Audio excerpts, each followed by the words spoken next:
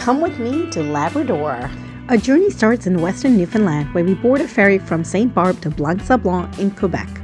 The 1 hour 45-minute ferry ride can be smooth, as it was on our return journey, or it can be very rough, as it was on our way to Labrador. Though we did see an iceberg in the distance on the way over, so that was cool. There's plenty of seating indoors and outdoors. I preferred the indoors because the outdoors was quite windy, though the sights were quite beautiful as well. There's no Wi-Fi, but I still got some work done and ordered the Warzilla breakfast on our return journey. It was a lot. You arrive in Quebec, which is an hour and a half behind Newfoundland time. And if you're like me, you'll want to run into the water. But remember, you still have a 30-minute drive to get into Labrador, which is back on Atlantic time. I was on this trip with travel writer friends, and we swung by the Labrador Visitor Center for a quick overview before making our way to Point Amour Lighthouse, a National Historic Site. While some friends climbed the 132 steps to the top of the lighthouse and enjoyed panoramic views of the Strait of Belle Isle, I opted to play dress-up and goofed around with some other friends. I may not be traveling with my kids, but I'm still ready to play. I quickly learned that most communities in Labrador usually have one restaurant, and that's how we ended up having lunch and dinner at Jungle Jim's on our first date. Oh, and if you're wondering, I stayed at the newly renovated Labrador Coastal Inn during my 2-night stay in southern Labrador. The next morning, we woke up to sunny skies, which was not at all what I expected for Labrador. The plan was to spend the entire day in Red Bay, starting with a history lesson. However, we were told that the water was rough as it was windy, and that our original plans with Whaler's Quest was going to be bumped up a bit.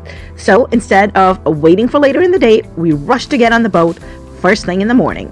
We learned about the unique history, culture, and traditions of the coastal community as we cruised along past local fishermen's wharfs around the harbor. We even saw a shipwreck, the Bernier, which was sunk in 1960.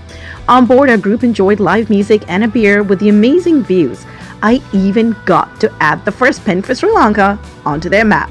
Some of us decided to dance, and we also got to learn about the various sea creatures that were fished earlier in the day. You listen to the weather, that's what I learned from the locals, and that's why we rushed to get on the boat early in the day, because some of the boat trips would have been cancelled later on. Once off the boat, we decided that we should pop into the whale exhibit, which we'd noticed on our way in. So we took a quick peek in here, but most of us were getting hungry, so it was time to enjoy lunch, and we enjoyed dinner here too, at the Whaler's restaurant, which serves up some delicious home-cooked meals.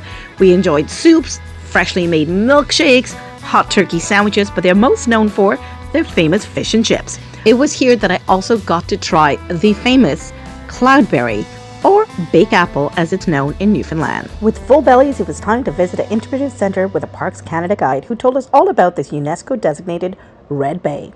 It was a maritime base for Basque mariners in the 16th century, and it's the earliest, most comprehensive, and best preserved archaeological testimony of a pre-industrial whaling station. We even got to see an 8-meter chalupa, a boat used by Basque whalers on the ocean to harpoon their giant catch. Next up, it was time for a walk. Half our group did the Tracy Hill walking trail, going up 689 steps for some epic views.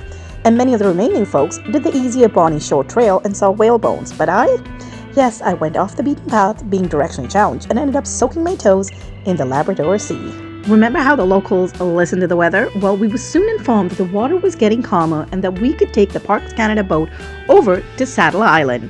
This boat ride is included with your entrance fee into the Red Bay Historic Site. So our guide, Chris, escorted us over, and we continued to learn more about how the Basque men would travel from France and Spain to hunt whales in the summer in this region.